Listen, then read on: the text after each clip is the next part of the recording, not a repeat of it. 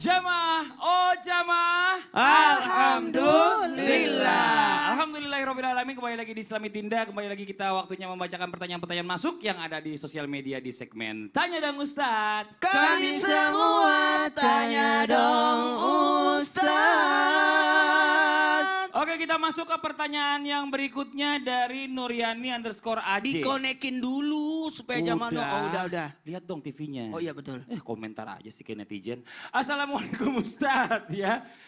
Teman saya nih cerita suaminya nggak pernah ngasih nafkah batin selama 3 bulan.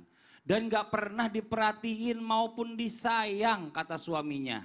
Kata suaminya perlu penjajakan dulu dalam berumah tangga, nggak bisa langsung situ sini katanya, seperti bangun rumah harus nyiapin bahan-bahannya, bangunannya dulu baru bikin rumah. Tapi suaminya nggak pernah ngasih perhatian dan selalu dingin apabila istrinya mengajak dia bilang istrinya aneh katanya dan nggak suka sama sikap istrinya yang apabila manja. Nah, suaminya suka ngeburukin istrinya di depan keluarga suami. Dan saat istrinya lelah dengan sikap suami, maaf istrinya ini minta pisah karena kesal dan sadar dia itu salah gitu.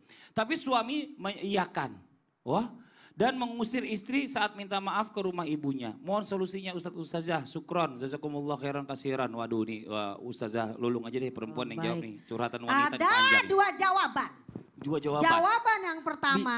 Bisa saya geser sedikit? Iya. Jawaban yang pertama pemirsa. Ya. Dia udah cuek suaminya. Gak ngasih nafkah batin. Udah itu ngejek-jelekin. Ini namanya dalam surat An-Nisa ayat 128. Berarti si suami udah nusus. Udah cuek. Udah mengabaikan. Nah pertama lebih baiknya apa? Mengadakan perdamaian. Udah gak usah ngomongin nama cerai dulu deh. Perdamaian dulu. Kenapa? Asluhu wa khair. Perdamaian itu bagus. Nah kalau kita mengadakan perdamaian, Allah maha pengampun, maha penyayang. Biasalah itu. Tadi kan dibilang yang namanya kita berdebat, yang namanya bertengkar itu membawa barokah. Jadi kita tahu kemauan masing-masing pasangan. Ini yang pertama, perdamaian dulu. Karena aslu wa khair. Tapi yang kedua, ternyata perdamaian gak mau. Ini gak mau bahkan dijelekin kita kepada keluarganya. Wa iya tafarroko, jika terjadi perpisahan, maka Allah sangat maha pengampun, maha penyayang dan Allah akan memberikan apa? Kullam min saati, memberikan segala karunia-Nya kepada pasangannya. Jadi terserah mau pilih, mau berdamai atau gimana. Di Quran tinggal pilih. Masya Allah. Gitu. Terima kasih banyak Ustaz Lulung ya. Tapi kalau lebih baik sih bagaimana yang namanya pernikahan itu tetap dipertahankan. That's right. Ya. Gitu. Jadikan ladang ibadah. Masya Allah. Kita lanjut ke pertanyaan yang berikutnya ya. Dari _ID.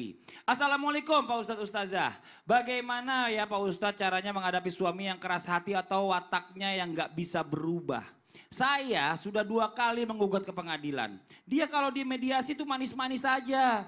Berubah paling beberapa hari katanya. Saya jadi apa-apa mandiri. Sakit sekalipun saya berobat jalan sendiri. Karena dia merasa sudah ada fasilitas berobat.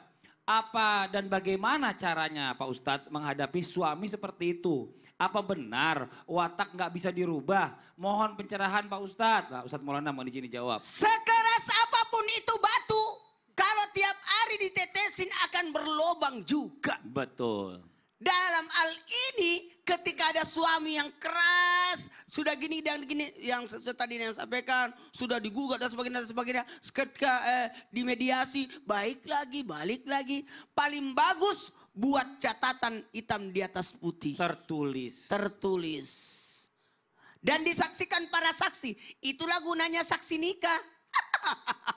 Tidak hanya sekedar datang aja, saksi mempelai laki-laki, saksi mempelai perempuan, habis itu menghilang setelah itu pergi sudah. Tidak, mereka adalah mediasi-mediasi kita yang bisa menyatukan dan bisa menasehati. Saya baru tahu itu, benar juga itu fungsinya salah satunya. Fungsinya saksi nikah itu nanti kalau ada masalah mereka lah yang bertugas menasihati. Jadi ada 2 hal itu. Kemudian yang ketiga mohon izin tanpa menggurui, doakanlah suami. Sepanjang dia masih hidup, sepanjang itu dia masih bisa diperbaiki. Masya Allah. Terima kasih banyak Ustadz Maulana yang telah menenangkan hati buat yang bertanya tadi ini. Masya Allah. Dan sekarang kita lanjutkan dengan kita mendengarkan muhasabah sekaligus doa dari guru kita Ustadz Syam. Tafadhol Ustadz Syam.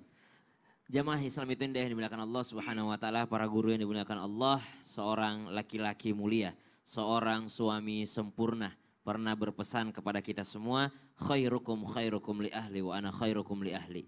Sebaik-baik di antara kalian adalah yang paling baik terhadap keluarganya dan aku adalah contoh terbaik dan aku yang paling baik terhadap keluargaku.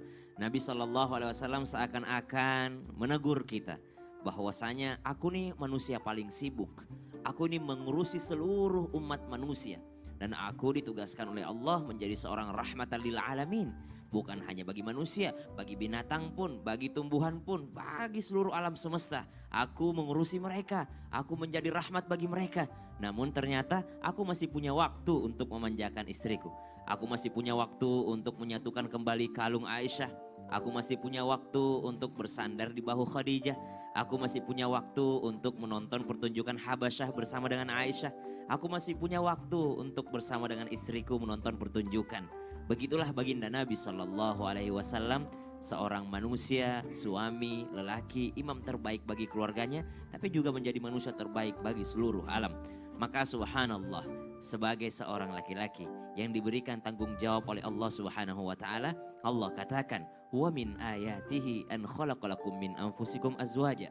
Seorang pasangan disebut sebagai tanda-tanda kekuasaan Allah.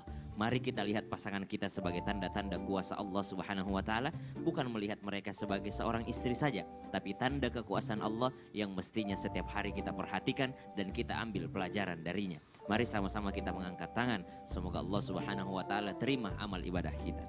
Bismillahirrahmanirrahim. Alhamdulillahi rabbil alamin. Allahumma salli ala sayyidina Muhammad wa ala alihi wa sahbihi wa sallim. Rabbana hab lana min azwajina. Ya Allah, karuniakan kepada kami pasangan kami wa dzurriyyatina dan anak keturunan kami qurrata a'yun, menjadi penyejuk mata kami ya Allah, waj'alna lil muttaqina imama. Dan bantu kami menjadi imam bagi orang-orang yang bertakwa. Walhamdulillahi rabbil alamin. Masya Allah, alhamdulillah, amin amin ya rabbal alamin. Demikianlah perjumpaan kita hari ini, semoga bermanfaat. Sekali lagi mohon maaf atas segala kekurangan. Wabillahi taufiq wal hidayah. Wassalamualaikum warahmatullahi wabarakatuh. Waalaikumsalam warahmatullahi wabarakatuh.